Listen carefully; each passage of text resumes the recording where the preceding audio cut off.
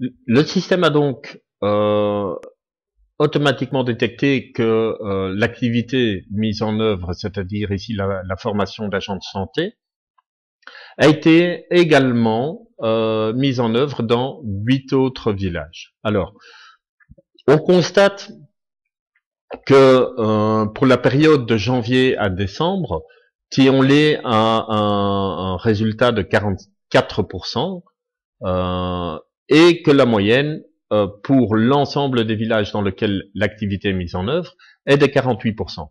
On a ici un classement des différents villages et on trouve Thionlé à la 6e position avec 44%.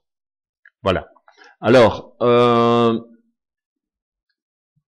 bon, c'est relativement intéressant. Pourquoi? Parce que simplement, ça montre que dans certains villages, on a relativement bien travaillé. Dans d'autres villages, par contre, on a éprouvé des difficultés à mettre en œuvre cette activité. Alors ça, il restera à savoir pourquoi, et c'est toute l'analyse là qui doit être faite au niveau de l'organisation.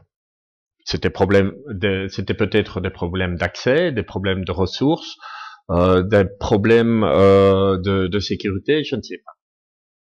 Voilà, donc je pense que c'est intéressant de pouvoir observer ou analyser en tout cas cette information à ce niveau-là. Alors on peut représenter ça sous une autre forme graphique, et là je reviens un petit peu vers la droite et je remonte ici. Alors ça pourrait paraître un petit peu, on n'a pas vraiment l'habitude de voir ce genre de graphique-là, mais c'est intéressant de constater que finalement, si la barre oblique indique la cible de 100%, hein, au plus les villages se rapprochent de cette barre des 100%, et forcément au mieux sont les résultats de ces villages. Par exemple, Grand-Pin, qui est relativement éloigné de cette barre de 100%,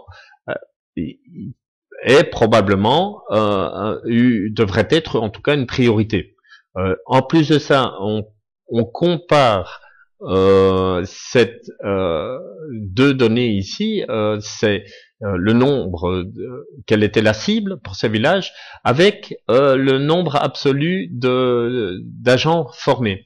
Donc ça veut dire que ici pour Grand-Pin, on a ciblé énormément d'agents et finalement on en a formé très peu.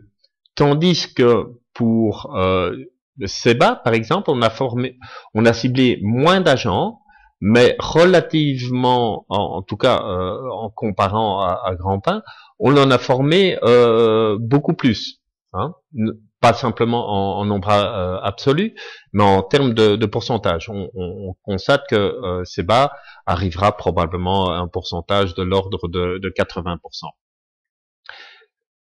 Guépé, lui, ben voilà, on a également un grand nombre d'agents à former, hein, une cible qui s'approche de 150 agents, et on en a formé à peu près 75, donc c'est-à-dire qu'on arrive à 50%. Dans la partie gauche du tableau, ici, on a moins d'agents à former, donc des cibles plus réduites, et bon, c'est un petit peu plus difficile à lire, hein, on verra dans une version ultérieure s'il y a moyen de faire des zooms sur ces graphiques, mais en tout cas, on constate que, mis à part Thionlé, si on a peu d'agents à former, on en forme en pourcentage beaucoup plus, hein, beaucoup plus qu'à Grand-Pin et probablement plus qu'à Guekpe aussi. On retrouve ces informations évidemment ici sous la forme d'un tableau. Hein. Ces informations-là en fait sont reprises sur le graphique à notre droite. Alors, un autre graphique intéressant qui nous permet de comparer deux valeurs différentes. Alors, ici, dans ce graphique-là, il nous permet de comparer l'activité que nous avons choisie comme base du rapport, mais on peut également la comparer avec une autre activité. Par exemple, ici, j'ai sélectionné agents féminins, mais on peut très bien sélectionner les agents masculins. Voilà. Et donc, qu'est-ce que ce graphique nous montre? Il nous montre simplement la relation entre les agents formés et les agents masculins. C'est-à-dire qu'à Thionville, en termes de pourcentage de résultats, on est à peu près à 44%, mais finalement, on a formé, en termes d'agents masculins, on en a formé à peu près 90%. Ce qui voudrait dire qu'il faut, on a pratiquement formé aucun agent féminin. Bon, comme les données ont été mises un peu de manière aléatoire, ce n'est pas très, ça ne reflète pas trop la réalité. Donc voilà, ça c'est la première partie du tableau de bord. Alors je vous avais dit que je reviendrai sur le tableau complet des indicateurs, simplement pour vous montrer que voilà, aussi d'une manière graphique, on peut avoir une vue d'ensemble des activités, des données pour le village de Thionville pour la période de janvier à décembre. Donc voilà, l'indicateur 1, 70% des structures sanitaires sont fonctionnelles. Actuellement, on est à 47% de nos cibles. Alors comment est-ce qu'il calcule cet indicateur? Ça c'est un autre, ça fera peut-être l'objet d'une autre vidéo, simplement en comptabilisant les cibles et les résultats atteints. Mais vous allez voir que c'est pas aussi simple que ça, parce que rappelez-vous que on avait des données pour lesquelles l'activité était récurrente ou pas, et donc ça influence la manière de calculer cet indicateur.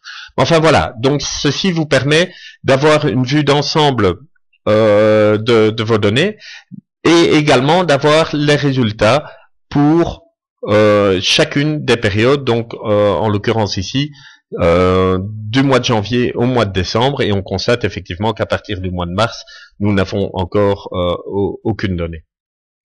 Alors, on peut très facilement imprimer ce tableau de bord, et ça nous donne à peu près ceci, hein, si on regarde.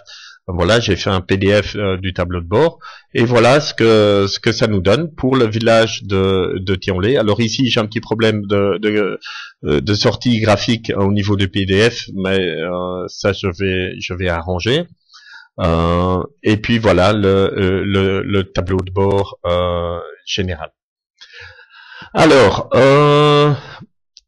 j'avais encore une petite chose à vous montrer. Et peut-être que cela fera l'objet d'une prochaine vidéo. Pour rappel, donc, ok, le tableau de bord, il n'y a absolument aucune donnée à rentrer. Juste sélectionner les différents niveaux d'agrégation. Ah ben voilà, on peut ici sélectionner un autre niveau d'agrégation qui est par exemple le niveau de la sous-préfecture, hein, sous-préfecture de Zou. Pourquoi Zou? Parce que Thionville appartient à la sous-préfecture de Zou. Pour l'instant, c'est comme ça que le programme fonctionne.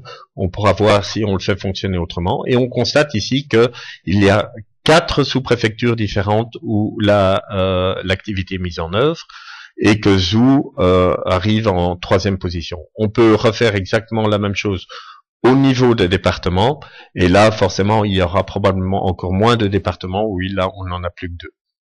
Voilà, j'espère que on a fait le tour, que vous avez plus ou moins compris comment fonctionnait le SRF. Alors il s'agit toujours d'une version bêta, hein, le développement est toujours en cours, mais voilà, je voulais faire ces premières vidéos pour vous montrer un petit peu l'état de mon travail. Ok, eh ben voilà, merci, et puis on se voit dans une prochaine vidéo. Au revoir.